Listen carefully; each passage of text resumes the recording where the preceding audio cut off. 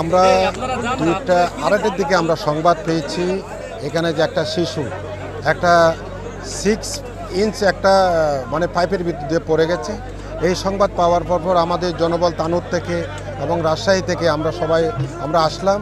আসার পর ঘটনার পরিস্থিতি দেখলাম যে কি গর্তটার উপর দিয়ে আমরা আসার আগে পাবলিক কিছু মাটি কাটার পরে মাটিগুলো ভিতরে পড়ছে, যে তারপরেও আমাদের সার্চ ভিশন ক্যামেরা দিয়ে আমরা দেখলাম বাচ্চাটার কি অবস্থা। তো আমরা যতটুকু দেখছি 35 ফিট নিচে, প্রায় 35 থেকে 40 ফিট নিচে বাচ্চাটা পড়ে আছে।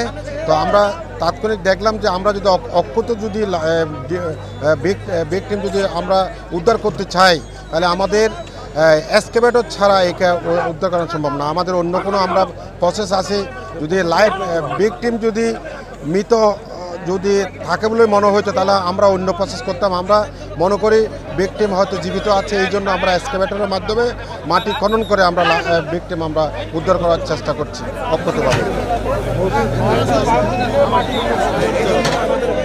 2 সাল 2 কাকালে তুলিছি, পরে একটা নামাই দিছি, ওকে নামাই দিছি দিয়ে আমি সামনে হেঁটে গেছি। আমার পোলাটা পিছে যাচ্ছিল, যাতে লাগে পিছলা পড়ে গেছে। আমি পিছে ঘুরে তাকায় দেখছি সাওয়াল আমার মা করে ডাকছে। আমি পিছে ঘুরে তাকায় দেখছি সাওয়াল নাই, গর্তে থেকে মা করে ডাকছে।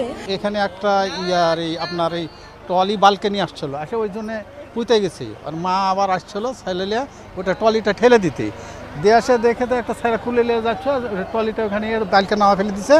ট্রলিটা নিয়ে আসে ছেলে একটা কুলে আর একটা লিয়া একটা ছোট ছেলে আর ছোট ভাই কুলে আছে, আর মাঝলা ভাইটা এই গর্তের ভিতরে যায় পিছলে পড়ে গেছে। মায়া দেখে তার ছেলে না, এখন গর্তে থেকে মা করে ডাকছে। মোবাইল আছে তো, আর নামান ইয়াত আছে একটা বাচ্চা পানিতে পড়ে গেছে, এখানে আসছে